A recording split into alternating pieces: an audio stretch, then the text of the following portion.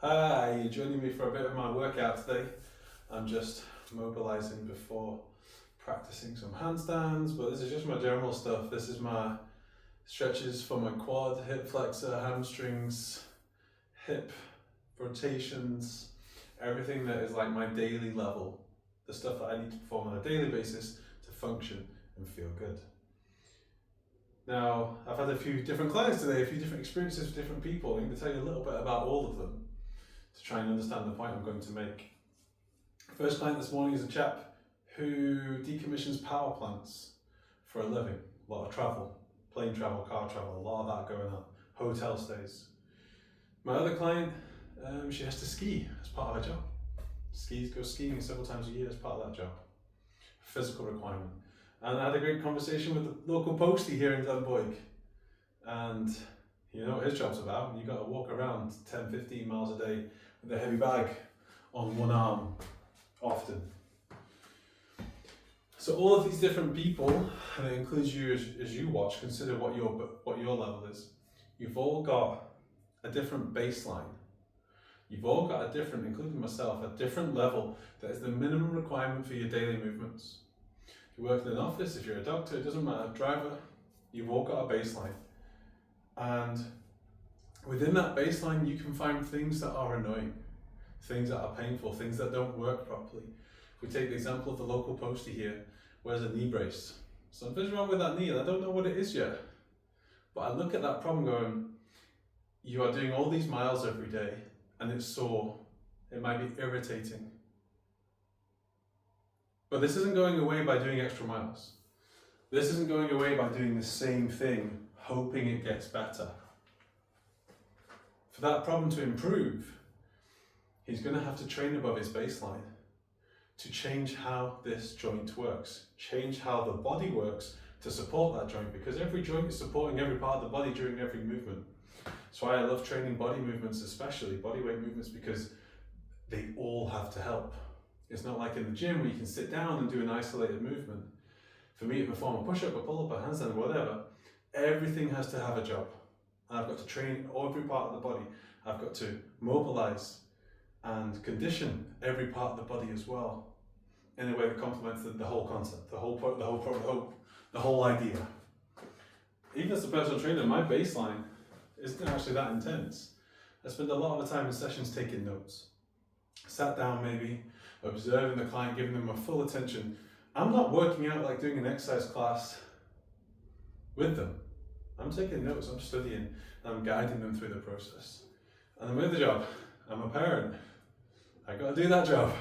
As you know, as a parent, you're carrying kids on one side. It can be stressful, it's hard to do, especially when I'm like a single dad at the moment. So my baseline is there. I have to train above my baseline. That's why I practice handstands, the front splits, pull-ups and push-ups, all these different things, back levers in calisthenics terminology. That's why I practice these. And that's me training at a level above my baseline.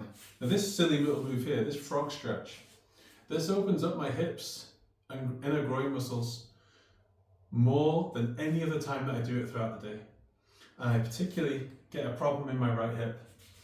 So by training my hips, hamstrings, quads, hip flexors, all of that at a level above what I need it every day, I don't get any problems.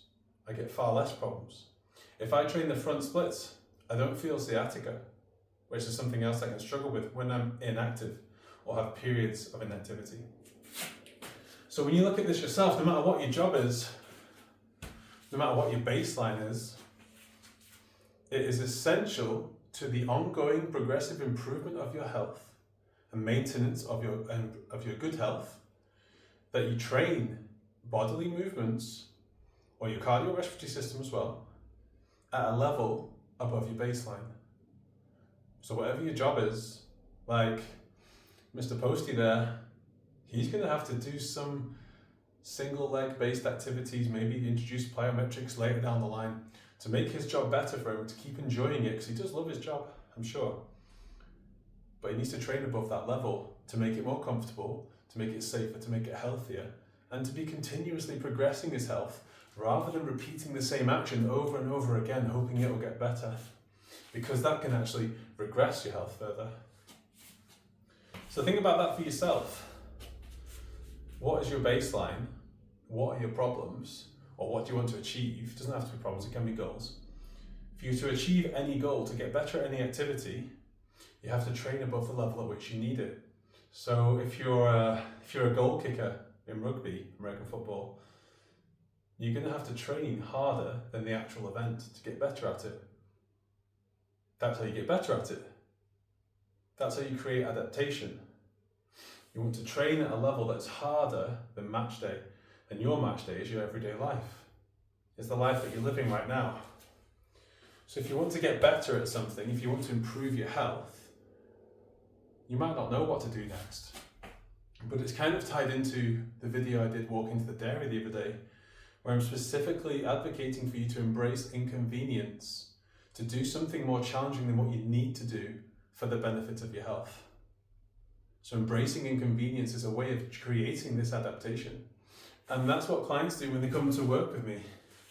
That's why we're training push-ups for 67-year-old Sue.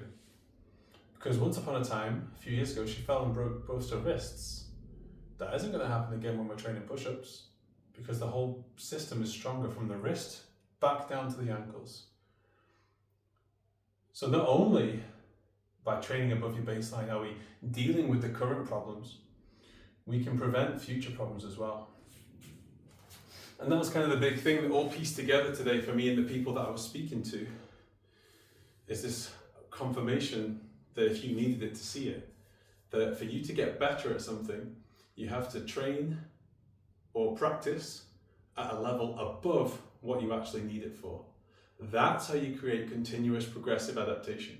That's what gets you into a positive momentum cycle, where momentum generates motivation, generates more momentum, generates more motivation. Because you're either in a positive cycle or you're in a regressive cycle, where you have no momentum or reduced momentum, demotivated, less momentum, and so on. You have to be one or the other. The same way, I've got nothing to throw to make this point, but this is a leaf. I throw it up until the point it has to come down. It cannot stay still.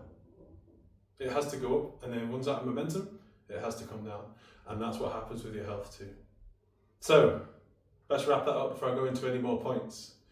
If you want to improve your health, if you want to get better at things in general or specifically, recover from injury, doesn't matter what it is, you have to train at a level that's above your daily needs. By doing so, you're going to have to embrace inconvenience, which is the thing I'm best at helping people do and supporting them with, probably creating challenge and challenging perceptions and barriers. If you do all that, you're going to stay in a positive momentum cycle, and that is the secret of improved health, as far as I'm concerned. Let me know what you think about it, or if you've got a problem that you don't know how to deal with it, just ask me about it, because I can probably help you with that too.